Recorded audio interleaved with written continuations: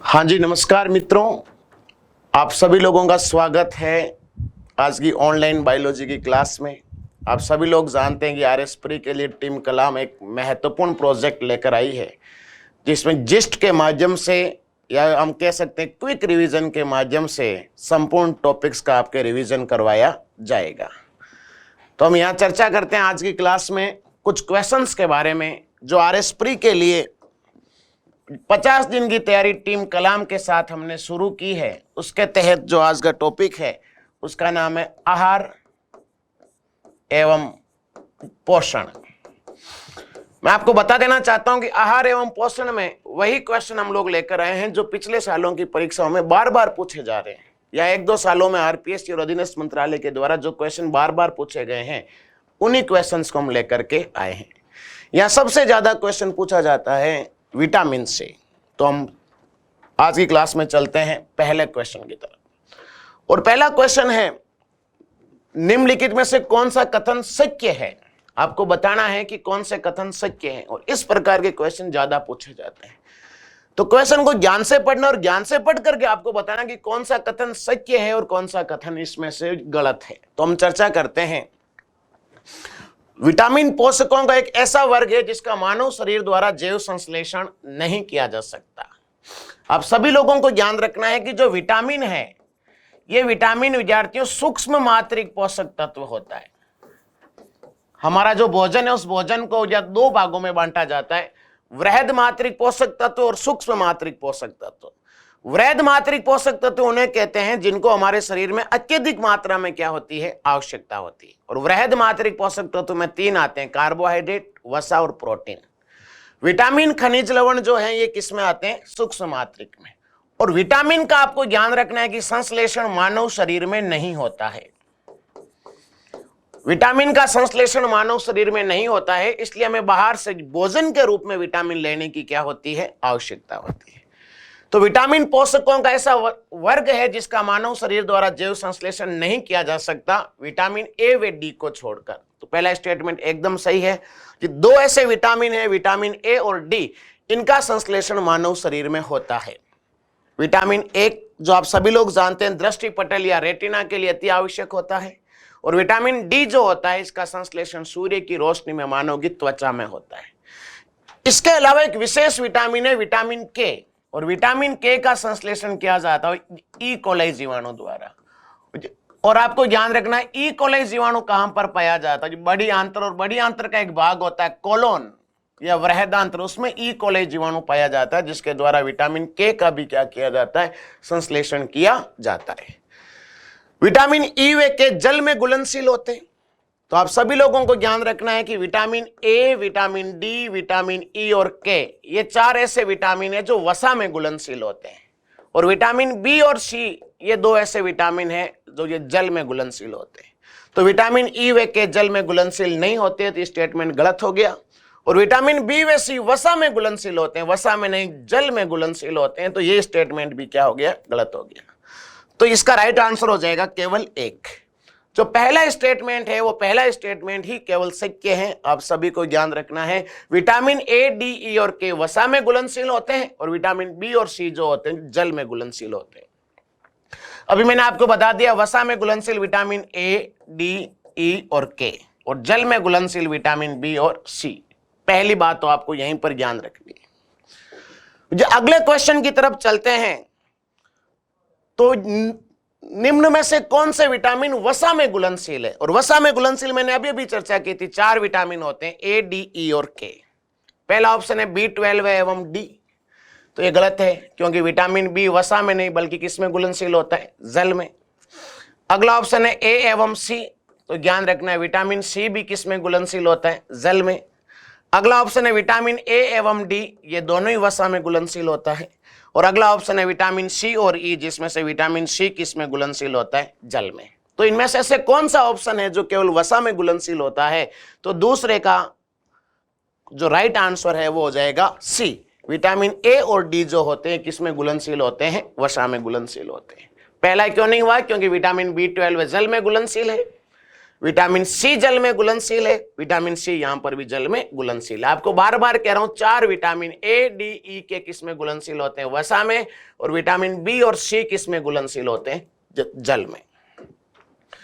Vitamin D या जो calciferol की कमी से होने वाला रोग है। तीसरा बड़ा अच्छा क्वेश्चन है कि विटामिन डी की कमी से होने वाला रासायनिक या रोग कौन सा होता है? पहली बात तो विटामिन डी का रासायनिक नाम होता है कैल्सीफेरोल, और विटामिन डी की कमी से होने वाला जो रोग है उस रोग का नाम होता है रिकेट्स। विटामिन डी की कमी से रिकेट्स रोग होता है बच्चों में, और विटामिन डी की कमी से ऑस्टियोमलेशिया एक रोग होता है। ये ऑस्टियोमलेशिया नामक जो रोग होता है ये होता है वयस्क में या एडल्ट्स में। एक बार ऑप्शंस पे चर्चा कर लेते हैं। रतौंधी रोग किसकी कमी से होता है? विटामिन ए की कमी से। बेरी रोग किसकी कमी से होता है? विटामिन B1 की कमी से। और स्कर्वी रोग किसकी कमी से होता है? विटामिन सी की कमी से। और विटामिन डी की कमी से बच्चों में रिकेट्स रोग, और वयस्क में कौन सा होता है? ऑस्टियोमलेशिया रोग। विटामिन डी का रासायनिक नाम कैल्सीफेरोल क्यों पड़ा? यहां पर शब्द आ रहा है कैल्शियम, और विटामिन डी के द्वारा हमारे शरीर में कैल्शियम का निर्माण किया जाता है, और विटामिन डी के द्वारा कैल्शियम का निर्माण किया जाता है। इसलिए विटामिन डी किसको मजबूत करता है? अस्थियों और दांतों को मजबूती प्रदान करने का कार्य करता है। और विटामिन डी एक ऐसा विटामिन है जो हार्मोन की तरह क्या करता है? कार्य करता है। और विटामिन डी का संश्लेषण हमारे शरीर की त्वचा में होता है सूर्य की रोशनी की उपस्थिति में। तो विटामिन डी की कमी से होने वाला रोग कौन सा हो गया? रिकेट्स हो गया। इसके बाद चलते हैं अगले क्वेश्चन की तरफ। क्वेश्चन 4, क्रिएटिन यूरिया किस विटामिन की कमी से होता है? बड़ा अच्छा क्वेश्चन है। क्रिएटिन यूरिया नामक रोग किस विटामिन की कमी से होता है? तो आप सभी को ध्यान रखना है, विटामिन ई की कमी से कौन सा रोग होता है? Creatine urea. ये क्रिएटिन यूरिया होता है क्या है? तो आपको ध्यान रखना है, जो मानव में उत्सर्जी पदार्थ होते हैं, और जो मानव में जो उत्सर्जी पदार्थ होते हैं, वो मानव में उत्सर्जी पदार्थ में एक उत्सर्जी पदार्थ होता है क्रिएटिनिन, और एक उत्सर्जी पदार्थ होता है यूरिया। और जब क्रिएटिनिन और यूरिया को हमारे रक्त में से अलग करने का काम कौन करता है, या जो छानने का काम कौन करता है? तो सभी लोगों को ध्यान रखना है, रक्त में से उत्सर्जी पदार्थों को छानने का काम करती है किडनी, या वृक्क के द्वारा उत्सर्जी पदार्थों को अलग किया जाता है। ये रक्त में घुलनशील होते हैं, और रक्त में से छानकर इनको मूत्र के साथ शरीर से क्या निकाला जाता है? बाहर निकाला जाता है। और विद्यार्थियों, किडनी की संरचनात्मक और क्रियात्मक इकाई होती है नेफ्रॉन। सभी को ध्यान रखना है, नेफ्रॉन के अंदर पाया जाता है बोमेन संपुट। इस प्रकार से यू आकार की संरचना होती है बोमेन संपुट, और इसमें महीन रुधिर केशिकाओं का घना गुच्छा पाया जाता है। और महीन रुधिर केशिकाओं का जो घना गुच्छा होता है इसको ग्लोमेरुलस कहा जाता है। और जो ग्लोमेरुलस है इसी का काम होता है छानना या फिल्ट्रेशन करना या निशंदन करना। तो जो क्रिएटिन यूरिया किस विटामिन की कमी से होता है? तो विटामिन ई की कमी से होता है। आपने देखा विटामिन डी की कमी से रिकेट्स, विटामिन ए की कमी से रतौंधी, और विटामिन के की कमी से होता है रक्त के थक्के का निर्माण नहीं होना। रक्त के थक्के का निर्माण नहीं होना।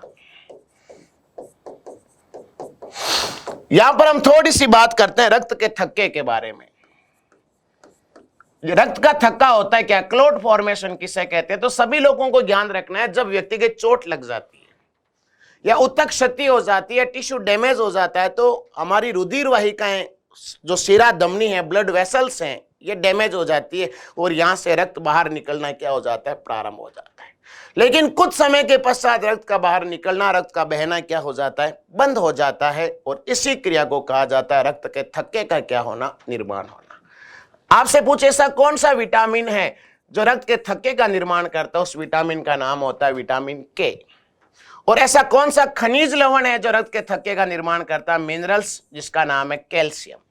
विटामिन के द्वारा रक्त के थक्के का निर्माण किया जाता है, कैल्शियम द्वारा रक्त के थक्के का निर्माण किया जाता है। और आपसे पूछे ऐसी कौन सी रुधिर कणिकाएं हैं, ब्लड सेल्स है, जिनके द्वारा रक्त के थक्के का निर्माण किया जाता है? उसका नाम होता है रुधिर पट्टिकाणु या प्लेटलेट्स। और आपसे पूछे ऐसी कौन सी प्रोटीन है जो रक्त के थक्के का निर्माण करती है? तो सभी लोगों को ध्यान रखना है थ्रोम्बिन, थ्रोम्बिन के अलावा फाइब्रिनोजन, ये वो प्रोटीन्स होती है जो रक्त के थक्के का क्या करती है, निर्माण करती है। और ऐसा कौन सा रोग है जिसमें रक्त का थक्का नहीं बनता है, उस रोग का नाम होता है हीमोफीलिया। हीमोफीलिया ऐसा रोग है जिसमें रक्त के थक्के का निर्माण नहीं होता है। हीमोफीलिया रोग को फैलाने वाला जो जीन होता है वो एक्स गुणसूत्र पर पाया जाता है, इसलिए एक्स संलग्न अप्रभावी जीन के कारण होने वाला रोग है। और हीमोफीलिया को रॉयल डिजीज कहते हैं। हीमोफीलिया को रॉयल डिजीज इसलिए कहते हैं क्योंकि इंग्लैंड के राजघराने की महारानी एलिजाबेथ विक्टोरिया में यह रोग सबसे पहले पाया गया। और हीमोफीलिया को विद्यार्थियों ब्लीडर्स डिजीज भी कहते हैं। इसको ब्लीडर्स डिजीज क्यों कहते हैं, क्योंकि इसमें रक्त लगातार बहता रहता है, रक्त के थक्के का निर्माण नहीं होता है। और हीमोफीलिया एक आनुवंशिक रोग है। तो हमने सारी बातें की, रक्त के थक्के का निर्माण विटामिन के, खनिज लवण कैल्शियम, रुधिर पट्टिकाणु प्लेटलेट्स, थ्रोम्बिन, फाइब्रिनोजन के द्वारा रक्त के थक्के का निर्माण किया जाता है। और ऐसा कौन सा रोग है जिसमें रक्त के थक्के का निर्माण नहीं होता, उसका नाम होता है हीमोफीलिया। बढ़ते हैं अगले क्वेश्चन की तरफ। क्वेश्चन नंबर जो 5 है वो है कि आंवला तथा हरी मिर्च किसके स्रोत है। तो सभी को ध्यान रखना है कि आंवला और हरी मिर्च जो है ये विटामिन सी के स्रोत है। विटामिन सी जो होता है खट्टे फलों में पाया जाता है, खट्टे रसदार फलों में पाया जाता है। और विटामिन सी का उत्तम स्रोत जो होता है वो कौन होता है, आंवला होता है। विटामिन सी किस में पाया जाता है, खट्टे रसदार फलों में पाया जाता है। विटामिन सी खट्टे रसदार फलों के अंदर पाया जाता है। और खट्टे रसदार फल जो होते हैं वो सिट्रस फैमिली के होते हैं। और विटामिन सी का जो उत्तम स्रोत होता है उसका नाम क्या होता है, आंवला। इसके अलावा हरी मिर्च में भी क्या पाया जाता है, विटामिन सी। विटामिन डी आप सभी लोग जानते हैं जिसका निर्माण सूर्य की रोशनी की उपस्थिति में होता है। विटामिन ई के निर्माण के लिए अंकुरित बीजों की क्या होती है, आवश्यकता। और विटामिन ए जो है इसका सबसे उत्तम स्रोत होता है गाजर। विटामिन ए का उत्तम स्रोत गाजर क्यों होता है, क्योंकि गाजर में बीटा कैरोटीन पाया जाता है। सभी को ध्यान रखना, गाजर में क्या पाया जाता है, बीटा कैरोटीन। और जो बीटा कैरोटीन है यही आगे चलकर किसका निर्माण करता है, विटामिन ए का क्या करता है, निर्माण करता है। तो विटामिन सी का उत्तम स्रोत आंवला और विटामिन ए का उत्तम स्रोत कौन होता है, गाजर। बीटा कैरोटीन के कारण ही गाजर का रंग कैसा होता है, लाल होता है। तो चलते हैं अगले क्वेश्चन की तरफ। वे धातु कौन सी है जो विटामिन B12 की एक घटक है। अच्छा क्वेश्चन है। आप सभी को ज्ञान रखना है कि विटामिन B12 का रासायनिक नाम होता है साइनोकोबाल्मिन। विटामिन B12 का रासायनिक नाम होता है साइनोकोबाल्मिन। और यह नाम से ही पता चल रहा है साइनोकोबाल्मिन शब्द आ रहा है कोबाल्मिन। कोबाल्मिन से ज्ञान रखना है कि विटामिन B12 में कौन सी धातु पाई जाती है, उस धातु का नाम होता है कोबाल्ट। विटामिन B12 का काम होता है आरबीसी का परिपक्वन करना, maturation of the RBC with the help of vitamin B12। और विटामिन B12 की कमी से होने वाले रोग का नाम होता है परनीशियस एनीमिया। तो यहां साथ साथ में एडिशनल फैक्ट के द्वारा संपूर्ण चैप्टर को कंप्लीट करवाने की कोशिश करूंगा क्विक रिवीजन के रूप में। और महत्वपूर्ण सारी बातें आपके सामने प्रस्तुत की जाएगी।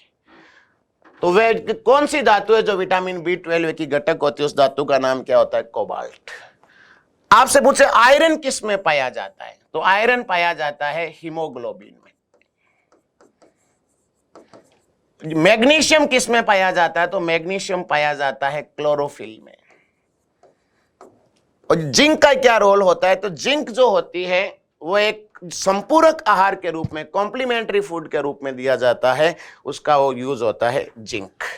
इस जिंक का उपयोग संपूरक आहार के रूप में या कॉम्प्लीमेंट्री फूड के रूप में दिया जाता है। जिन बच्चों के शरीर में डिहाइड्रेशन हो जाता है, जल की कमी हो जाती है, दस्त जैसी समस्याएं उत्पन्न हो जाती है, उनको संपूरक आहार के रूप में जिंक दिया जाता है।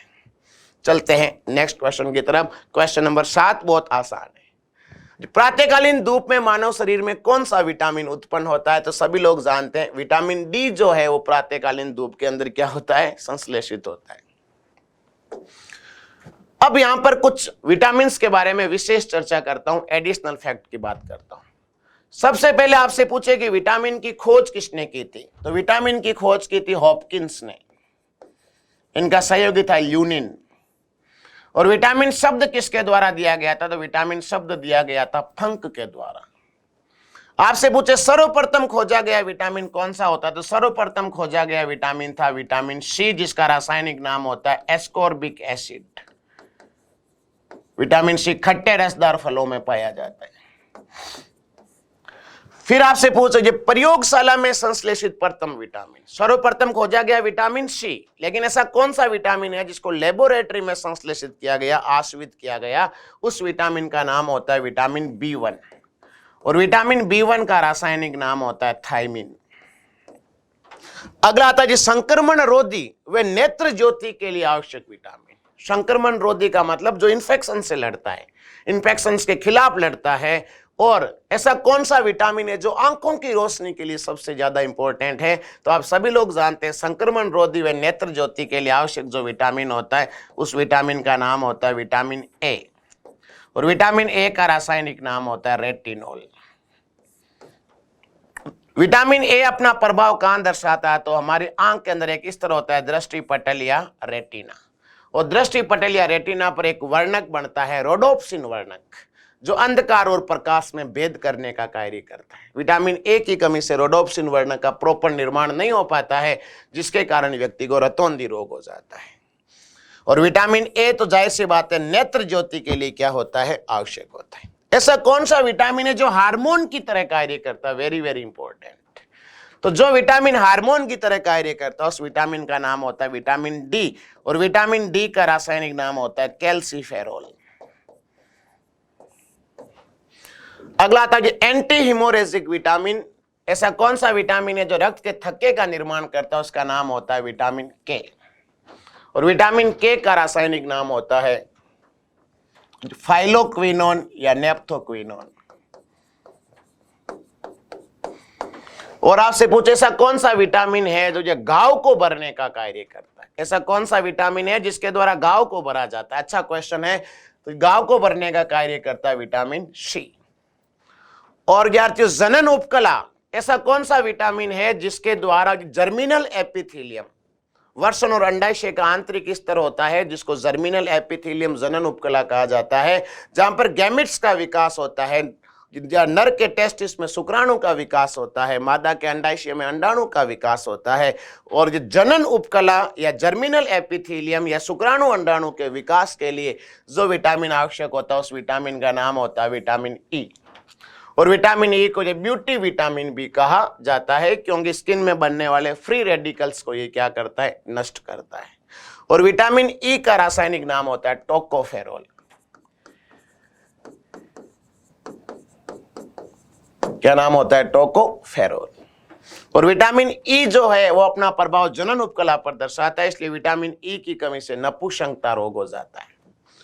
ऐसे कौन से विटामिन है जो आरबीसी का परिपक्वन करते हैं, तीन विटामिन B6, B9 और B12। ये तीन ऐसे विटामिन हैं जो आरबीसी का परिपक्वन करते हैं। विटामिन B9 की जगह कई बार जो फोलिक एसिड भी लिखा होता है, जो फोलिक एसिड जो है ये आरबीसी का क्या करता है, परिपक्वन करता है। अब चाहे B6 हो, चाहे B9 हो, चाहे B12 हो या फोलिक एसिड हो, इनकी कमी से जो रोग होता है उस रोग का नाम होता है एनीमिया, या एनीमिया को कहा जाता है रक्ताल्पता। तो ये कुछ एडिशनल चर्चाएं थी जो हमने अभी पढ़ी। इसके बाद अगले क्वेश्चन की तरफ पढ़ते हैं। क्वेश्चन नंबर जो 8 है वो जो क्वाशियोरकोर आमतौर पर बच्चों में जो किस आयु सीमा में देखा गया है, तो ध्यान रखना है कि प्रोटीन की कमी से दो रोग होते हैं। एक रोग का नाम होता है जो क्वाशियोरकोर, और एक रोग का नाम होता है मेरेस्मस। और यहां से अधीनस्थ मंत्रालय के द्वारा रेगुलर क्वेश्चन पूछे जा रहे हैं। तो प्रोटीन की कमी से दो रोग होते हैं, एक का नाम क्वाशियोरकोर और दूसरे रोग का नाम क्या होता है, मेरेस्मस। आपसे पूछा गया है कि क्वाशियोरकोर आमतौर पर किस बच्चों में होता है, किस आयु के बच्चों में होता है, तो क्वेश्चन 8 का जो राइट आंसर है वो हो जाएगा बी, या 2 नंबर। 1 से 4 वर्ष के बच्चों में क्या होता है, क्वाशियोरकोर रोग होता है, इसलिए इसको जो प्री चाइल्ड स्टेज डिजीज भी कहते हैं। अब हम थोड़ी एडिशनल चर्चा करेंगे क्वाशियोरकोर और मेरेस्मस रोग के बारे में। तो आप सभी को ज्ञान रखना है, प्रोटीन की कमी से एक रोग होता है क्वाशियोरकोर और दूसरे का नाम होता है मेरेस्मस। क्वाशियोरकोर की क्या खासियत है, तो सबसे पहली खासियत है कि प्रोटीन की अत्यधिक कमी हो जाती है जब शरीर में, तो कौन सा रोग होता है, क्वाशियोरकोर। कुल मिलाकर प्रोटीन की कमी से होता है। और ये रोग 1 से 5 वर्ष के बच्चों में अधिक होता है। ऑप्शन में 1 से 4 था, 1 से 5 वर्ष के बच्चों में अधिक होता है। और 1 से 5 वर्ष के बच्चों की आयु को कहा जाता है pre school child. LKG UKG अवस्था के अंदर क्लासेस में जो बच्चे पढ़ते हैं या जो छोटे बच्चे होते हैं उनके अंदर यह रोग अधिक होता है। प्रोटीन की कमी से इस रोग से ग्रसित बालक के शरीर में जो सूजन आ जाती है, उसका जो पेट बाहर की तरफ निकल आता है, पेट बाहर की तरफ निकल आता है तो इसको जो पोट बोली या जो फैट बोली भी कहते हैं। मेरा कहने का मतलब है कि प्रोटीन की कमी से उस व्यक्ति का पेट बाहर निकल आता है, जिसके कारण पेट वाले हिस्से के अंदर मोटापे की स्थिति उत्पन्न हो जाती है, जिसको हम कह सकते हैं शरीर में सूजन उत्पन्न हो जाती है, जिसको फैट बोली या पोट बोली भी कहते हैं। और यहां पर फैट की मात्रा बढ़ जाती है और इसी से नाम पड़ा है फैटी लीवर। आपको सभी को ध्यान रखना है कि ऐसा कौन सा रोग है जिसमें फैटी लीवर की स्थिति उत्पन्न होती है, क्वाशियोरकोर। क्यों? क्योंकि पेट के इस हिस्से के अंदर क्या आ जाता है, सूजन उत्पन्न हो जाती है, वसा का जमाव ज्यादा हो जाता है और इस रोग से ग्रसित बच्चे का मुंह जो चांद जैसा दिखाई देता है। तो इसमें आपको 2-3 बातें स्पेशली बेटा ध्यान रखनी है। पहली बात तो ये रोग प्रोटीन की कमी से होता है। अगली बात, ये रोग 1 से 5 वर्ष के बच्चों में होता है। इसके शरीर में सूजन आ जाती है, पेट बाहर निकल आ जाता है, इसलिए इस रोग को जो फैटी लीवर डिजीज भी कह सकते हैं। और मुंह कैसा दिखाई देता है, चांद जैसा। जो अगला है मेरेस्मस रोग, ये जो प्रोटीन प्लस ऊर्जा की कमी से होता है या प्रोटीन प्लस या कार्बोहाइड्रेट की कमी से होता है। ये रोग 1 वर्ष से कम आयु के बच्चों में होता है। ये अब की बार पूछा गया था क्वेश्चन। क्वाशियोरकोर तो 1 से 5 वर्ष के बच्चों में होता है, लेकिन 1 वर्ष से कम आयु के बच्चों में कौन सा रोग होता है, मेरेस्मस। इस रोग में सूजन उत्पन्न नहीं होती है और सूजन उत्पन्न नहीं होती है इसलिए जो फैटी लीवर वाली कंडीशन उत्पन्न नहीं होती है। और इस रोग में जो मुंह है बंदर जैसा दिखाई देता है या मुंह के अंदर हम कह सकते हैं जो सलवटें पड़ जाती है, चेहरा अत्यधिक कमजोर हो जाता है, शरीर में थकावट उत्पन्न हो जाती है और वो व्यक्ति जो बूढ़े व्यक्ति जैसा दिखाई देता है, मांसपेशियों में रिलैक्शन हो जाता है। तो प्रोटीन की कमी से 2 रोग होते हैं, क्वाशियोरकोर और दूसरे का नाम क्या है, मेरेस्मस। जो चलते हैं अगले क्वेश्चन की तरफ, क्वेश्चन नंबर 9। अभी पूछा, अभी हमने बताया कि फैटी यकृत, जो फैटी यकृत की जगह दिया जा सकता है फैटी लीवर, एक ही बात है। यकृत को इंग्लिश में क्या कहा जाता है, लीवर। अब आप मुझे बताओ फैटी लीवर की स्थिति किसमें उत्पन्न होती है, क्वाशियोरकोर में। तो वही पूछा गया, सूखा रोग में, क्वाशियोरकोर में, स्कर्वी में और पेलाग्रा में। तो आप सभी लोग जानते हैं कि फैटी लीवर की स्थिति किसमें उत्पन्न हो जाती है, क्वाशियोरकोर में। कुछ यहां पर हम चर्चा कर लेते हैं यकृत या लीवर के बारे में। यकृत या लीवर जो होता है हमारे शरीर की सबसे बड़ी पाचक ग्रंथि है। हमारे शरीर की सबसे बड़ी पाचक ग्रंथि जो होती है उसको लीवर कहा जाता है। आप सभी को ज्ञान रखना है। इसके अलावा यकृत में सर्वाधिक पुनरुद्भवन की क्षमता पाई जाती है, सर्वाधिक रीजनरेशन की क्षमता पाई जाती है। इसके अलावा वे सारे कारक जो रक्त के थक्के का निर्माण करते हैं, रक्त के थक्के का निर्माण करने वाले या रक्त स्कंदन कारकों का निर्माण भी कहां होता है, लीवर में होता है। रक्त स्कंदन कारकों का निर्माण कहां होता है, लीवर में होता है। जो कारक रक्त के थक्के का निर्माण करते हैं उनका निर्माण कहां पर होता है, लीवर में होता है। इसके अलावा लीवर के अंदर ग्लाइकोजन का संचय होता है। इस ग्लाइकोजन को एनिमल स्टार्च कहा जाता है। जो जंतुओं में जो संचित भोजन होता है उसका नाम होता है ग्लाइकोजन, और ग्लाइकोजन का संचय लीवर में और मसल्स में होता है, मांसपेशियों में होता है। ग्लाइकोजन का संचय लीवर में और लीवर के साथ पेशियों में होता है। ये आपकी बार 3rd ग्रेड के अंदर क्वेश्चन पूछा गया था। और हमारे शरीर में बनने वाले जितने भी जो विषैले पदार्थ हैं, जो टॉक्सिन्स पदार्थ है, तो विषैले पदार्थों को नष्ट करने का काम कौन करता है, लीवर करता है। तो और इसके अलावा फैटी यकृत की स्थिति किसमें होती है, क्वाशियोरकोर में। चलते हैं अगले क्वेश्चन की तरफ, लेकिन उससे पहले कुछ एडिशनल चर्चा करते हैं। जहां पर एक चीज देखी गई है कि पिछले कुछ सालों में अगर टॉपिक संतुलित भोजन हो, आहार और पोषण हो, तो वहां पर 99% ये संभावना बन जाती है कि क्वेश्चन विटामिन से पूछा जाता है। तो कुछ विटामिन की कमी से होने वाले रोगों के बारे में चर्चा कर लेते हैं। विटामिन के रासायनिक नाम मैं आपको पहले बता चुका हूं, अभी थोड़ी देर पहले। आपको ध्यान रखना है कि विटामिन ए की कमी से जो रोग होता है वो रतौंधी या जो निक्टालोपिया और जीरोप्थेलमिया। आप सभी लोग जानते हैं रतौंधी रोग में व्यक्ति को रात्रि में दिखाई नहीं देता है, और जो जीरोप्थेलमिया के अंदर जो डर्मेटाइटिस की स्थिति उत्पन्न हो जाती है। विटामिन डी की कमी से होने वाला रोग है रिकेट्स, जो चाइल्ड में होता है, वयस्क में होता है ओस्टियोमलेशिया। और यह नाम से ही पता चल रहा है ओस्टियो, ओस्टियो का मतलब अस्थि, हड्डी, और यहां पर हड्डियों का सही ढंग से विकास नहीं हो पाता है, क्योंकि विटामिन डी का रासायनिक नाम होता है कैल्सीफेरॉल, और विटामिन डी के द्वारा शरीर में कैल्शियम का निर्माण किया जाता है जो हड्डियों और दांतों को मजबूत बनाता है। विटामिन ई मैंने अभी भी बताया था हमारे शरीर में किसका विकास करता है, जनन उपकला को सक्रिय रखने का काम करता है, इसलिए विटामिन ई की कमी से रोग होता है बांझपन, और बांझपन के अलावा होता है क्रिएटिन यूरिया। विटामिन के की कमी से क्या रोग होता है, रक्त के थक्के का निर्माण नहीं होता है, अभी हम चर्चा पूरी कर चुके हैं रक्त के थक्के का। विटामिन बी1 का रासायनिक नाम होता है थायमिन, और बी1 की कमी से रोग होता है बेरी-बेरी। ध्यान रखना, ये अच्छा क्वेश्चन है। बी1 की कमी से बेरी-बेरी रोग होता है, जिसमें व्यक्ति की तंत्रिका, कोशिका और मांसपेशियों के बीच का समन्वय या संतुलन बिगड़ जाता है। विटामिन बी2 का रासायनिक नाम होता है राइबोफ्लेविन, और इसकी कमी से रोग होता है किलोसिस, जिसमें मुंह किनारों से क्या होने लगता है, फटने लगता है, होठ के किनारे फटने लगते हैं। विटामिन बी3 का रासायनिक नाम होता है नियासिन, और विटामिन बी3 की कमी से होने वाला रोग होता है पेलेग्रा। ये ज्ञान रखना, बी1 से बेरी-बेरी, बी2 से किलोसिस, बी3 से पेलेग्रा। जो पेलेग्रा को 4D सिंड्रोम या 3D सिंड्रोम भी कहते हैं। 4D सिंड्रोम क्या कहते हैं, क्योंकि डी 4 बार आता है। एक डी का मतलब होता है डर्मेटाइटिस, एक डी का मतलब डायरिया, एक डी का मतलब डिमेंशिया, और एक डी का मतलब डेथ। क्विक रिवीजन की क्लास है तो आपको नाम याद रखना है, डर्मेटाइटिस, डायरिया, डिमेंशिया और डेथ की स्थिति किसमें उत्पन्न होती है, पेलेग्रा में। विटामिन बी4 का रासायनिक नाम होता है कोलाइन, और इसकी कमी से फैटी लीवर रोग हो जाता है। विटामिन बी5 का रासायनिक नाम होता है पेंटोथेनिक एसिड, और इसकी कमी से होता है बर्निंग फीट सिंड्रोम, जो पैर के तलवे हैं जो नीचे से वो गर्म रहने लगते हैं। विटामिन बी6 का रासायनिक नाम होता है पायरिडोक्सिन, और इसकी कमी से रोग होता है डर्मेटाइटिस, और मांसपेशियों में एंटन हो जाता है, मांसपेशियों में मरोड़े आने लगते हैं, संकुचन नहीं हो पाता। विटामिन बी7 को एच भी कहा जाता है, बायोटिन भी कहते हैं, सल्फर युक्त विटामिन भी कहते हैं। विटामिन बी7 का रासायनिक नाम होता है बायोटिन। विटामिन बी7 की कमी से बाल जो होते हैं वो जड़ने लगते हैं। विटामिन बी9 का रासायनिक नाम होता है फोलिक एसिड, और अभी मैंने बताया था बी6, बी9 और बी12, ये 3 ऐसे विटामिन है जो आरबीसी का परिपक्वन करते हैं, और इनकी कमी से एनीमिया की स्थिति उत्पन्न हो जाती है। विटामिन बी9 की कमी से मेगालोब्लास्टिक एनीमिया हो जाता है।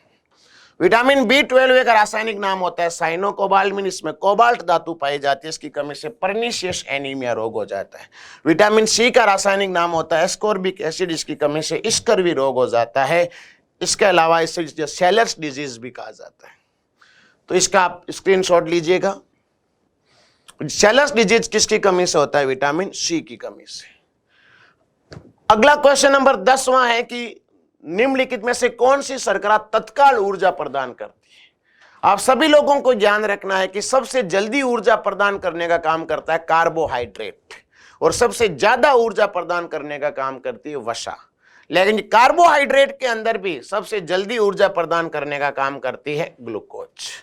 आप सभी लोग जानते हैं कि जब व्यक्ति बीमार हो जाता है या भोजन ग्रहण करने की क्षमता नहीं होती तो उसको घी पिलाया जाता है या ग्लूकोन डी पिलाया जाता है, या ग्लूकोज की बोतल चढ़ाई जाती है। या जो खिलाड़ी होते हैं वो धावक होते हैं, या आईपीएल के अंदर जो रेस्टिंग का टाइम होता है उसमें ग्लूकोन डी पिलाया जाता है, क्योंकि ग्लूकोज शरीर को सबसे जल्दी क्या करता है, ऊर्जा प्रदान करता है। इसलिए ग्लूकोज को ब्लड शुगर भी कहते हैं।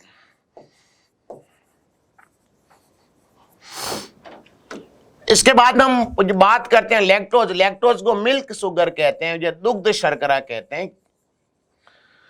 जो सेल्यूलोज जो होता है, जो सेल्यूलोज एक प्रकार का जो पॉलीसेकेराइड है, और इसके द्वारा जो पादपों की कोशिका भित्ति का निर्माण होता है, और मनुष्य की आहार नाल में सेल्यूलोज का पाचन नहीं होता है, क्योंकि सेल्यूलोज का पाचन करने के लिए अपेंडिक्स पाई जाती है, जो मनुष्य में अवशेषीय अंग है। और जो माल्टोज को माल्ट शुगर कहते हैं, और माल्टोज हमें कहां से मिलता है, अंकुरित बीजों से मिलता है,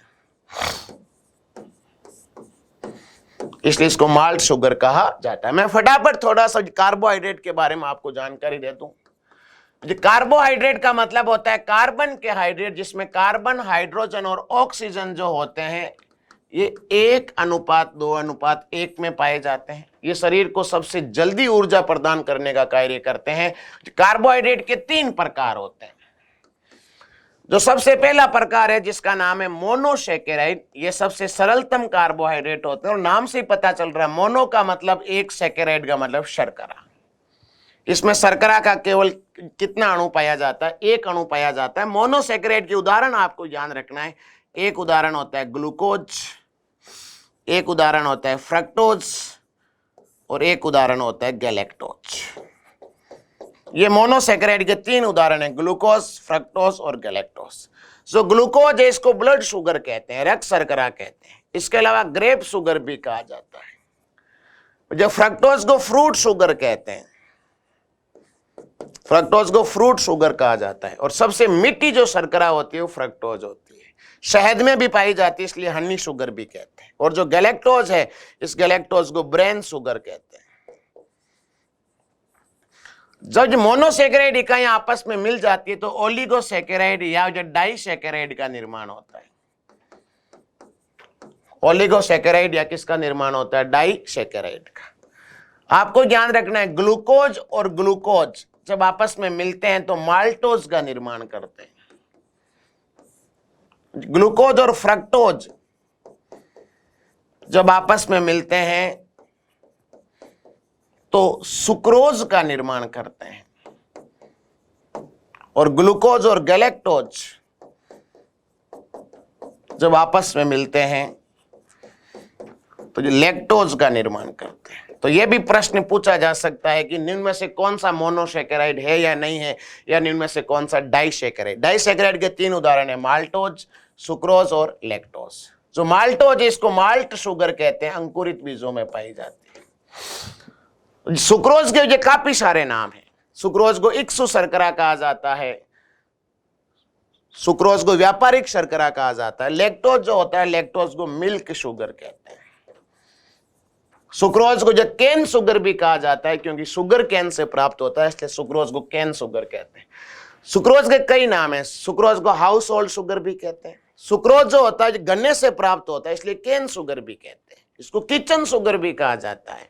इसके बहुत सारे नाम है, अभी मैंने आपको सबके बारे में चर्चा की। वापिस बता दूं, इक्सु शर्करा, व्यापारिक शर्करा, cane sugar, household sugar और किचन शुगर, ये 5 नाम किसके? सुक्रोज के। माल्टोज को माल्ट शुगर और लैक्टोज को मिल्क शुगर कहा जाता है, क्योंकि दूध के अंदर कौन सी शर्करा पाई जाती है? लैक्टोज शर्करा। ग्लूकोज को ग्रेप या ब्लड शुगर कहते हैं, फ्रक्टोज को फ्रूट शुगर कहते हैं और गैलेक्टोज को ब्रेन शुगर कहा जाता है। उपनाम भी इनके याद रखना। और इसके बाद में नंबर 3 जो प्रकार आता है उसका नाम होता है पॉलीसैकेराइड। जो पॉलीसैकेराइड के आपको कुछ उदाहरण याद रखने हैं। पहले उदाहरण का नाम है स्टार्च। स्टार्च याद रखना, जो पादपों में संचित भोजन होता है। अगले उदाहरण का नाम है ग्लाइकोजन, और ग्लाइकोजन जंतुओं में संचित भोजन होता है, इसलिए ग्लाइकोजन को एनिमल स्टार्च भी कहा जाता है। अगले का नाम है काइटिन, या काइटिन जो होता है यह पाया जाता है फंगी या कवक प्लस कीटों का बाह्य कंकाल बनाने का काम कौन करता है? काइटिन करता है। जितने में जो कीट है उनके बाह्य कंकाल का निर्माण काइटिन करता है। फिर है सेल्यूलोज और पेक्टिन, जो पादपों की कोशिका भित्ति का क्या करते हैं? निर्माण करते हैं। तो ये सारे जो हैं ये पॉलीसैकेराइड के उदाहरण हैं। क्वेश्चन नंबर 11 बड़ा अच्छा क्वेश्चन है कि ग्लूकोज की आवश्यकता होने पर निम्नलिखित में से कौन सा अंग संचित ग्लाइकोजन को खंडित कर ग्लूकोज में परिवर्तित कर देता है? जो क्वेश्चन नंबर 11 जो दिया गया है वो आप सभी लोगों को ध्यान रखना है, काफी अच्छा क्वेश्चन है। अब आपको थोड़ी देर पहले मैंने बताया था कि जब ग्लूकोज की आवश्यकता होने पर निम्नलिखित में से कौन सा अंग संचित ग्लाइकोजन को खंडित कर ग्लूकोज में परिवर्तित कर देता है। तो आप सभी लोगों को ध्यान रखना है, जो ग्लूकोज है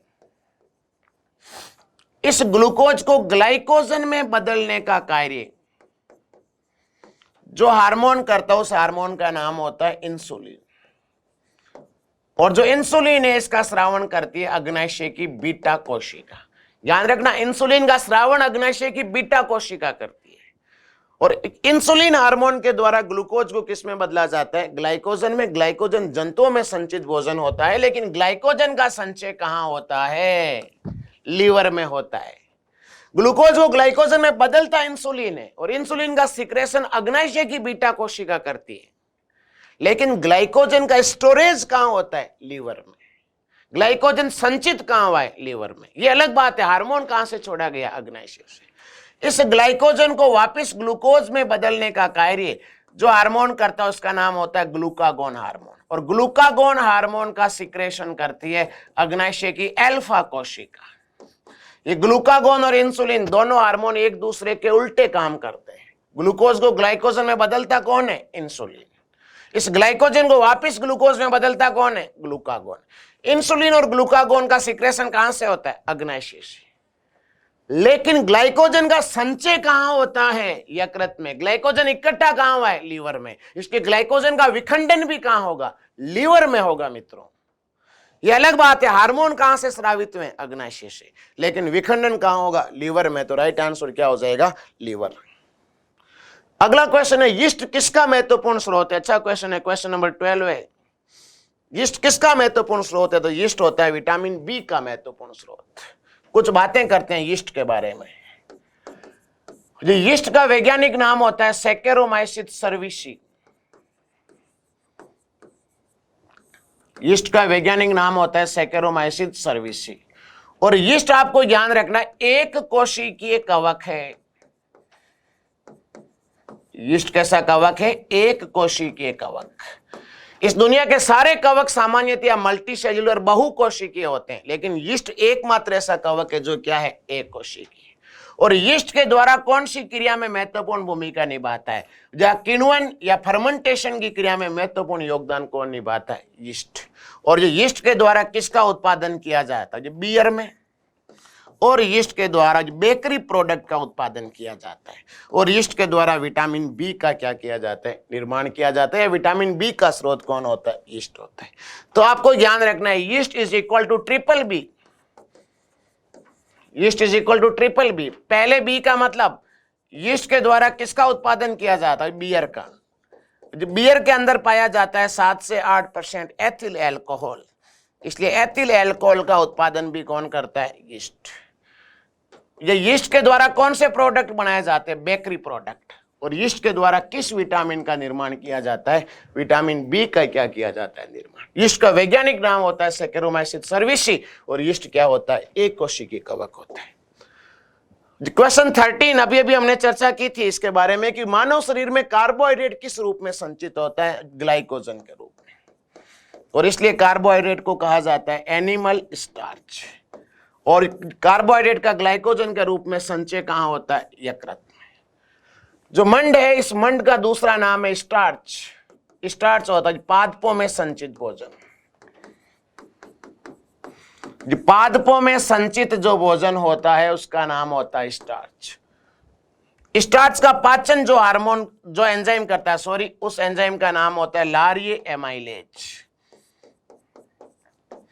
एंजाइम का नाम होता है लारिये एमाइलेज, या लारिये एमाइलेज का ही दूसरा नाम होता है टाइलिन। और ये लारिये एमाइलेज या टाइलिन नामक एंजाइम लार में पाए जाते हैं, इसलिए पाचन की क्रिया मुख गुहा में संपादित होती है, बक्कल कैविटी में संपादित होती है। यह भी पूछा जा सकता है स्टार्च का पाचन करने वाला एंजाइम कौन सा होता है? टाइलिन, या इसी का दूसरा नाम है लारिये एमाइलेज। और ये स्टार्च को बदलता है माल्टोज में, और माल्टोज के साथ में डेक्स्ट्रिन। तो सभी लोगों को ध्यान रखना, जो पादपों में संचित भोजन कौन होता है? स्टार्च। और जंतुओं में संचित भोजन कौन होता है? ग्लाइकोजन। ग्लाइकोजन को क्या कहते हैं? Animal starch. क्वेश्चन नंबर 14, जो भोजन के वर्ग में प्रति यूनिट कैलोरी की मात्रा सर्वाधिक होती है, सबसे ज्यादा या किलो कैलोरी के रूप में जो ऊर्जा प्राप्त होती है, मैंने थोड़ी देर पहले आपको बताया था, वसा से प्राप्त होती है। 1 ग्राम वसा के ऑक्सीकरण से हमारे शरीर को 9.1 से 9.3 किलो कैलोरी ऊर्जा प्राप्त होती है। 1 ग्राम प्रोटीन के ऑक्सीकरण से हमारे शरीर को 4.2 से 4.8 किलो कैलोरी ऊर्जा प्राप्त होती है। और 1 ग्राम कार्बोहाइड्रेट के ऑक्सीकरण से 1 ग्राम जो कार्बोहाइड्रेट के ऑक्सीकरण से शरीर को 4.0 किलो कैलोरी ऊर्जा प्राप्त होती है। तो सबसे ज्यादा किलो कैलोरी के हिसाब से वसा, वसा से कम किससे? प्रोटीन से, और प्रोटीन से कम किससे प्राप्त होती है? कार्बोहाइड्रेट से। अगला क्वेश्चन नंबर 15 बड़ा अच्छा क्वेश्चन है। निम्न कथनों पर विचार करो। क्वेश्चन नंबर 15, जो मानव भोजन में वसा अम्लों का एक भाग होना चाहिए। बिल्कुल हमारे भोजन के अंदर वसा का भाग होना चाहिए। सामान्य भोजन में 75 ग्राम वसा होनी चाहिए। मानव शरीर कोशिकाएं किसी भी प्रकार के वसा अम्लों का संश्लेषण नहीं कर सकती। मानव शरीर कोशिकाएं किसी भी प्रकार के वसीय अम्लों का संश्लेषण नहीं कर सकती। इस पॉइंट को होल्ड रखो, अभी चर्चा करेंगे। आवश्यक वसा अम्लों की अनुपस्थिति से न्यूनता रोग उत्पन्न हो जाते हैं। तो आप अपने हिसाब से बताइए कि क्वेश्चन नंबर 15 का राइट आंसर क्या होगा। मानव भोजन में वसा अम्लों का एक भाग होना चाहिए, बिल्कुल सत्य बात है। सामान्य भोजन में 75 ग्राम वसा होनी चाहिए, बिल्कुल सत्य बात है। और मानव शरीर कोशिकाएं किसी भी प्रकार के वसीय अम्लों का संश्लेषण नहीं कर सकती, ये कथन असत्य है। और आवश्यक वसा अम्लों की अनुपस्थिति से क्या हो जाता है? न्यूनता रोग। यह भी कथन क्या है? सत्य है। तो कथन नंबर 1, 2 और 4 क्या है? सत्य है। जो मानव शरीर की कोशिका ये कह रहा है किसी भी प्रकार के वसीय अम्लों का संश्लेषण नहीं कर सकती। नहीं, मानव शरीर की कोशिकाओं के द्वारा वसा का संश्लेषण किया जा सकता है। और आप सभी से पूछे कि वसा जो है, इस वसा का संचय होता कहाँ है? वसा का संश्लेषण होता कहाँ है? तो वसा का संश्लेषण होता है देह त्वचा के नीचे। देह त्वचा के नीचे एडिपोज टिश्यू पाया जाता है, वसीय ऊतक पाया जाता है। इसके अलावा होता है ऊंट की कुबड़ में, और इसके अलावा होता है मेरिनो भेड़ की पूंछ में। यहां पर 3 जगह पर वसा का क्या होता है? संचय होता है। आवश्यक वसीय अम्ल आपको ध्यान रखने 2 होते हैं। एक होता है लाइनोलिक और एक होता है लाइनोलिनिक। ये 2 वसीय अम्ल होते हैं, इनको आवश्यक वसीय अम्ल कहा जाता है, इसेंशियल वसीय अम्ल कहा जाता है। वेरी इंपॉर्टेंट है। आवश्यक वसीय अम्ल 2 होते हैं, इसेंशियल वसीय अम्ल 2 होते हैं, लाइनोलिक और लाइनोलिनिक। आवश्यक वसीय अम्ल कैसे किसे? ऐसे फैटी एसिड, ऐसे वसीय अम्ल जिसका हमारे शरीर में संश्लेषण नहीं होता है, और इनका हमारे शरीर में संश्लेषण नहीं होता है, इसलिए इनको बाहर से भोजन के रूप में लेने की क्या होती है? अति आवश्यकता होती है। अगर आप इनसे भोजन के रूप में बाहर से नहीं लेंगे तो शरीर के अंदर इनकी कमी हो जाएगी, इनकी न्यूनता हो जाएगी, और इनकी कमी से रोग उत्पन्न हो जाएंगे। वो अभी पिछला स्टेटमेंट था कि आवश्यक वसा अम्लों की अनुपस्थिति से न्यूनता रोग हो जाते हैं। अब ये लाइनोलिक और लाइनोलिनिक मिलते किस में है, उसकी चर्चा करते हैं। पहला नाम लिखा मैंने ओमेगा 3 ALA, या इसी को कहा जाता है अल्फा विद्यार्थियों लिनोलेनिक एसिड।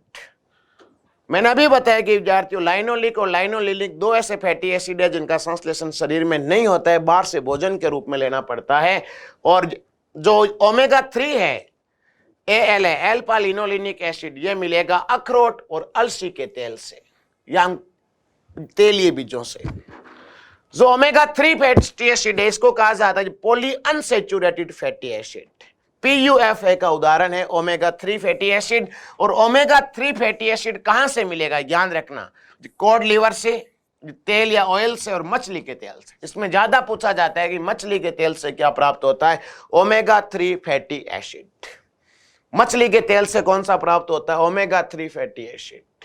और जब हमारे शरीर में ओमेगा 3 फैटी एसिड की मात्रा बढ़ जाती है तो हृदय से संबंधित रोग हो जाते हैं। क्योंकि शरीर के अंदर कोई व्यक्ति अधिक मात्रा में मछली का तेल या ऑयल या लीवर का सेवन या लीवर ऑयल का सेवन करता है तो उसके शरीर के अंदर HDL की मात्रा बढ़ जाती है। HDL का मतलब होता है हाई डेंसिटी लिपोप्रोटीन की मात्रा क्या हो जाती है? बढ़ जाती है। वापिस ज्ञान से सुन लो, ओमेगा 3 फैटी एसिड जो होता है कॉड लिवर से, तेल से और मछली के तेल से प्राप्त होता है। जब व्यक्ति अधिक मात्रा में ओमेगा 3 फैटी एसिड का सेवन करता है तो उसके शरीर के अंदर लिपोप्रोटीन या लिपिड की मात्रा बढ़ जाती है। और लिपिड की मात्रा बढ़ जाती है तो धीरे धीरे कोलेस्टेरोल का जो मात्रा है वो बढ़ने लगती है और ब्लड प्रेशर हाई होना लगता है और हृदय से संबंधित रोग क्या हो जाते हैं? उत्पन्न हो जाते हैं। अगला है क्वेश्चन नंबर 16। निम्न को सुमेलित करो। क्वेश्चन नंबर 16 को ज्ञान से दो, ज्ञान से पढ़ो। निम्न को आपको 2 सेगमेंट दिए और सुमेलित करना है। अब ये भी थोड़ी देर पहले मैंने आपको बताया था, जो कैल्शियम जो होता है वो रक्त के थक्के का निर्माण करता है, रक्त स्कंदन करता है। तो ए में तो क्या हो जाएगा 1।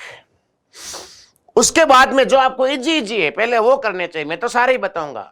उसके बाद में हम चर्चा करते हैं आयरन। आयरन को कहा जाता है Fe+2, और जो Fe+2 है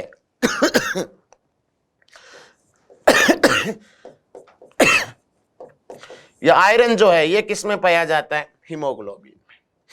और हीमोग्लोबिन की कमी से या आयरन की कमी से कौन सा रोग होता है? एनीमिया। मैं थोड़ा सा आपको डिस्क्राइब कर दूं। रक्त के अंदर सबसे ज्यादा मात्रा में जो रुधिर कणिका होती है वो होती है आरबीसी। आरबीसी के अंदर जो श्वसन रंजक पाया जाता है, रेस्पिरेटरी पिगमेंट पाया जाता है, जिसके कारण रुधिर का रंग लाल होता है, वो होता है हीमोग्लोबिन। हीमोग्लोबिन में एक शब्द आया हिम। हिम का मतलब होता है Fe+2, और Fe+2 का मतलब होता है आयरन या फेरस या लौह तत्व। और इन सब की कमी से जो रोग होता है वो रोग होता है एनीमिया। आपसे पूछे रक्त की कमी से कौन सा रोग होता है? एनीमिया। आरबीसी की कमी से एनीमिया, हीमोग्लोबिन की कमी से एनीमिया, और फेरस या आयरन की कमी से एनीमिया। और आरबीसी का परिपक्वन 3 विटामिन करते हैं, B6, B9 और B12। इनकी कमी से भी कौन सा रोग होता है? एनीमिया। इतने सारों की कमी से कौन सा रोग होता है? रक्ताल्पता या एनीमिया। क्यों? क्योंकि रक्त का ही घटक कौन है? आरबीसी। आरबीसी का घटक कौन है? हीमोग्लोबिन। हीमोग्लोबिन का घटक कौन है? Fe+2 या आयरन। इन सब की कमी से एनीमिया रोग होता है, और एनीमिया रोग की सिचुएशन गर्भवती महिलाओं के अंदर ज्यादा होती है। तो आयरन कमी से आयोडीन, आप सभी लोग जानते हैं आयोडीन की कमी से रोग होता है गेंगा या गलगन या गोइटर। श्वास नली के अंदर सूजन आ जाती है। और एक ग्रंथि होती है थायराइड ग्रंथि। हमारे शरीर की सबसे बड़ी अंत्यस्रावी ग्रंथि होती है थायराइड। थायराइड के द्वारा हार्मोन छोड़ा जाता है जिसका नाम होता है थायरोक्सिन। थायरोक्सिन हार्मोन में कौन पाया जाता है? आयोडीन। तो आयोडीन थायराइड हार्मोन का क्या करता है? निर्माण करता है। या थायराइड की जगह दिया हो सकता है थायरोक्सिन हार्मोन का क्या करता है? निर्माण करता है। अब बचा कौन सा? सोडियम। सोडियम का क्या काम है? अंतःकोशिकीय द्रव्य के बीच विद्युत संतुलन का रखरखाव। जो सोडियम है, इस सोडियम के द्वारा हमारे शरीर के अंदर जो हम कह सकते हैं इलेक्ट्रोलाइट्स होते हैं, उन इलेक्ट्रोलाइट्स के संतुलन का काम कौन करता है? सोडियम। और आप सभी लोगों ने सुना होगा कि जब किसी व्यक्ति को गर्मी के अंदर उल्टी दस्त होने लगती है तो डॉक्टर कहता है कि इलेक्ट्रोलाइट्स बिगड़ गए, इसलिए उसको ORS का क्या पिलाया जाता है? गोल पिलाया जाता है, ओरल रिहाइड्रेशन साल्ट। उसके शरीर में डिहाइड्रेशन हो गया। डी का मतलब कमी।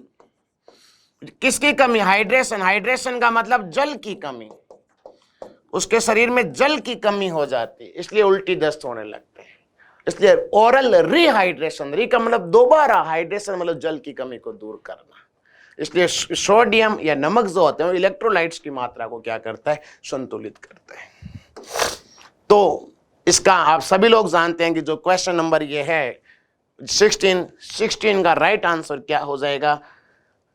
अभी अभी आपने देखा सारे स्टेटमेंट क्या थे? संतुलित थे। ए में 1, बी में 2, सी में 3 और डी में 4। तो राइट आंसर हो जाएगा 3। 16 का राइट आंसर हो जाएगा 3। अगला क्वेश्चन, निम्नलिखित में से कौन सा खनिज अनुपूरक बच्चों में अत्यधिक दस्तों के उपचार हेतु प्रयुक्त किया जाता है? इसका राइट आंसर होता है जिंक। जिंक या Zn+2 जो होता है वो बच्चों के अंदर जब अधिक मात्रा में दस्त लगती है उसलिए उस बच्चों को ऐसा भोजन दिया जाता है जिसके अंदर जिंक की मात्रा क्या हो? अधिक हो।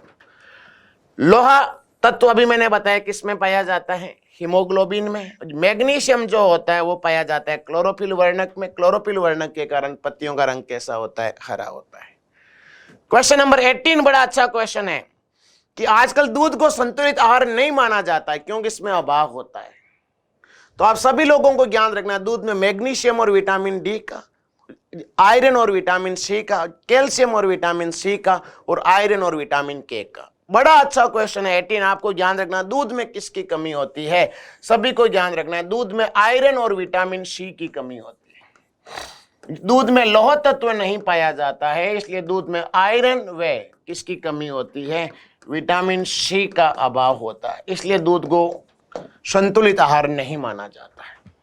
आपसे पूछे ऐसा कौन सा विटामिन है जो दूध में नहीं पाया जाता है? Vitamin C. और ऐसा कौन सा मिनरल है जो दूध में नहीं पाया जाता है? आयरन। कुछ चर्चा करते हैं। आपसे पूछे दूध में, आपसे पूछो कौन सी शर्करा पाई जाती है? दूध में जो शर्करा होती है उस शर्करा का नाम होता है लैक्टोज शर्करा। और प्रसव के पश्चात महिला के स्तनों से निकलने वाला जो प्रथम दूध होता है उस दूध को कहा जाता है खीस या कोलेस्ट्रम। क्या कहा जाता है? खीस या कोलेस्ट्रम। और खीस या कोलेस्ट्रम में जो एंटीबॉडी पाई जाती है उसका नाम होता है IgA। और दूध का जो सफेद रंग होता है वो सफेद रंग किसके कारण होता है? कैसीन प्रोटीन के कारण होता है। लेकिन दूध में विटामिन सी और आयरन की क्या होती है? कमी होती है। क्वेश्चन नंबर 19, निम्नलिखित में से कौन ये पॉलीसैकेराइड के उदाहरण है? आपको बताना है कि कौन सा ऐसा उदाहरण है जिसमें सभी पॉलीसैकेराइड के उदाहरण है। ग्लाइकोजन स्टार्च भी है, अगर सेल्यूलोज, स्टार्च, ग्लाइकोजन और हिपेरिन। सेल्यूलोज, स्टार्च और ग्लाइकोजन, सेल्यूलोज, ग्लूकोज और सुक्रोज। अब देखो इस टाइप के जो क्वेश्चन है इसमें जो ज्यादा उपयुक्त ऑप्शन होता है उसी को माना जाता है।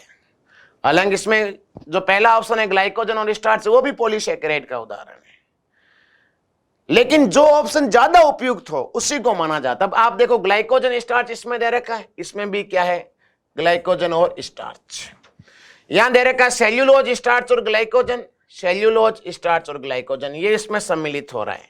और ये तो हो ही नहीं सकता है क्योंकि ग्लूकोज और सुक्रोज पॉलीसैकेराइड के उदाहरण नहीं होते। तो आपको ध्यान रखना है कि जो ऑप्शन ए व ऑप्शन जो सी जो है ये दोनों ऑप्शन किसके अंदर समाहित है? ऑप्शन बी में समाहित है। इसलिए जो ज्यादा उपयुक्त जो होता है वो होता है इसके अंदर ऑप्शन बी। तो 19 का राइट आंसर हो जाएगा 2।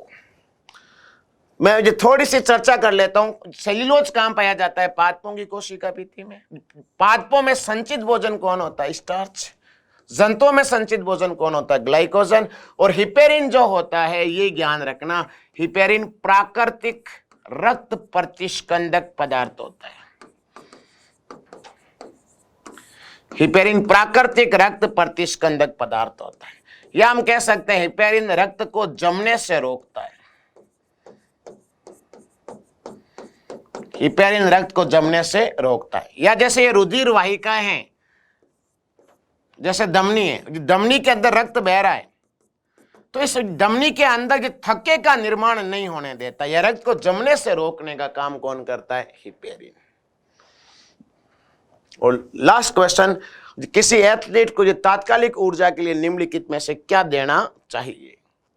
कार्बोहाइड्रेट, वसा, प्रोटीन और विटामिन। अभी बताया था कि तात्कालिक ऊर्जा कौन प्रदान करता है? कार्बोहाइड्रेट। कार्बोहाइड्रेट में भी जो तात्कालिक ऊर्जा प्रदान करता है उसका नाम होता है ग्लूकोज। 1 ग्राम कार्बोहाइड्रेट से हमारे शरीर को 4.0 से 4.2 किलो कैलोरी ऊर्जा प्राप्त होती है। आपको ध्यान रखना, कार्बोहाइड्रेट और वसा को सम्मिलित रूप से शरीर का जैविक ईंधन कहा जाता है। जिस प्रकार से मोटरसाइकिल को चलने के लिए पेट्रोल की आवश्यकता होती है उसी प्रकार से हमारे शरीर को चलाए रखने के लिए जो जैविक ईंधन की आवश्यकता होती है वो होता है कार्बोहाइड्रेट और वसा। सबसे जल्दी ऊर्जा कार्बोहाइड्रेट प्रदान करता है और सबसे अधिक ऊर्जा वसा प्रदान करती है। सबसे जो अधिक ऊर्जा है वो वसा प्रदान करती है। जो 1 ग्राम वसा के ऑक्सीकरण से 9.0 से 9.3 किलो कैलोरी ऊर्जा प्राप्त होती है और इसलिए वसा को कहा जाता है ऊर्जा के केंद्र, सेंटर ऑफ एनर्जी। ऊर्जा के केंद्र किसको कहा जाता है? वसा को कहा जाता है। जो प्रोटीन है, अच्छा, कार्बोहाइड्रेट और वसा, प्रोटीन, ये तीनों वृहद मात्रिक पोषक तत्व होते हैं। इनके शरीर में अत्यधिक मात्रा में क्या होती है? आवश्यकता होती है। जो प्रोटीन है ये प्रोटीन करता है शरीर की मरम्मत, रिपेयरिंग ऑफ बॉडी, और शरीर का निर्माण, और शरीर की वृद्धि में भी कौन सहायक होता है? प्रोटीन। शरीर को सबसे जल्दी ऊर्जा कार्बोहाइड्रेट, शरीर को सबसे ज्यादा ऊर्जा वसा। 1 ग्राम वसा से 9.0 से 9.3 किलो कैलोरी। पीटीआई में पूछा गया था। वसा को ऊर्जा के केंद्र कहते हैं। वृहद मात्रिक पोषक तत्व तो 3 होते हैं, कार्बोहाइड्रेट, वसा और प्रोटीन। सूक्ष्म मात्रिक में विटामिन और खनिज लवण। जो विटामिन है, विटामिन का क्या काम होता है, ये शरीर की रोगों से सुरक्षा करता है। ये शरीर की रोगों से क्या करता है, ये सुरक्षा करता है। इसके अलावा हम बात करें तो यह शरीर का रेगुलेशन करता है। हमारे शरीर का रेगुलेशन करने का काम या शरीर का नियमन करने का काम जो करता है, वो नियमन करने का काम कौन करता है, विटामिन करता है। अब कुछ विशेष प्रकार के हम विद्यार्थियों खनिजों की बात कर लेते हैं, थोड़ा सा टॉपिक रह गया। आपको यहां जो खनिज में ज्ञान रखना है कि सबसे पहला जो खनिज हम बात करते हैं जिसका नाम है कैल्शियम। कैल्शियम जो होता है ये क्या करता है, अस्थियों व दांतों को मजबूत बनाता है। इसलिए कैल्शियम की कमी से हमारे शरीर के अंदर अस्थियां कमजोर हो जाती है, इसलिए सूखापन, रिकेट्स या ऑस्टियोमलेशिया की स्थिति उत्पन्न हो जाती है। जो आयरन है Ap+2 है, लौह तत्व है, इसकी कमी से जो रोग होता है उस रोग का नाम होता है एनीमिया। और जो आयोडीन है, आयोडीन की कमी से जो रोग होता है उस रोग का नाम होता है गेंगा या गलगंड या गोइटर। इसमें श्वास नली के अंदर क्या उत्पन्न हो जाती है, सूजन उत्पन्न हो जाती है। पहाड़ी क्षेत्र के लोगों में गेंगा या गलगंड रोग अधिक होता है। आयोडीन जो थायरोक्सिन हार्मोन में पाया जाता है, थायरोक्सिन का सीक्रेशन थायराइड ग्रंथि करती है। जितने भी जो ये पोषक तत्व हैं, प्लांट्स की बात करें तो ये पोषक तत्वों को 3 भागों में बांटा जाता है। फटाफट चर्चा कर लेते हैं। पहला जो भाग है उसका नाम है एक खनिज तत्व। और एक खनिज तत्वों के अंदर आते हैं कार्बन, हाइड्रोजन और ऑक्सीजन। इसके बाद बात करते हैं जो प्राथमिक वृहद मात्रिक पोषक तत्व है। प्राथमिक वृहद मात्रिक जो पोषक तत्व हैं ये 3 होते हैं। ध्यान रखना, प्राथमिक वृहद मात्रिक पोषक तत्व 3 होते हैं, NPK, नाइट्रोजन, फास्फोरस और पोटेशियम। जो NPK, नाइट्रोजन, फास्फोरस और पोटेशियम 3 ऐसे पोषक तत्व होते हैं जो किसी पादप की वृद्धि और विकास के लिए सबसे ज्यादा मात्रा में आवश्यक होते हैं, इसलिए इनको जो क्रांतिक तत्व कहा जाता है। क्या कहा जाता है, क्रांतिक तत्व। और एक होता है द्वितीयक वृहद मात्रिक पोषक तत्व,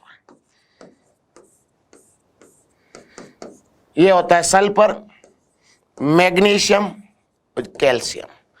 तो वृहद मात्रिक पोषक तत्व जो होते हैं इनके 3 प्रकार है। पहले का नाम एक खनिज, कार्बन, हाइड्रोजन और ऑक्सीजन। प्राथमिक वृहद मात्रिक NPK, इनको क्रांतिक तत्व कहते हैं, या क्रांतिक तत्व के अलावा ट्रांस एलिमेंट भी कहा जाता है।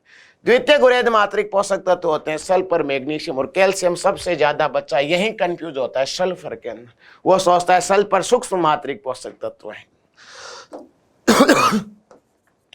इसके बाद आता है लघु या सूक्ष्म मात्रिक पोषक तत्व।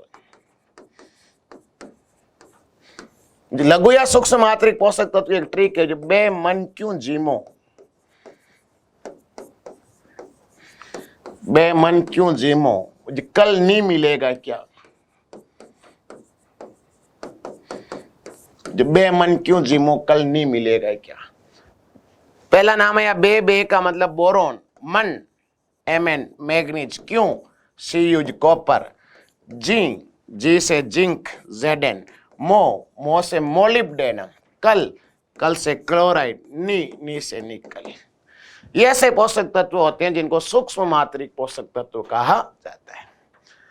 तो प्रिय मित्रों, आज की क्लास में आहार और जो पोषण नामक टॉपिक था, पूरे टॉपिक को मैंने आपके सामने समराइज किया, पूरे टॉपिक को रिकॉल किया, पूरे टॉपिक का रिवीजन किया। या हम कह सकते हैं अगर इस टॉपिक को आप जब पढ़ के जाते हैं या नोट्स बनाते हैं तो आपको आने वाली परीक्षा के अंदर बहुत ज्यादा क्या होगा, फायदा होगा। जय हिंद, जय भारत।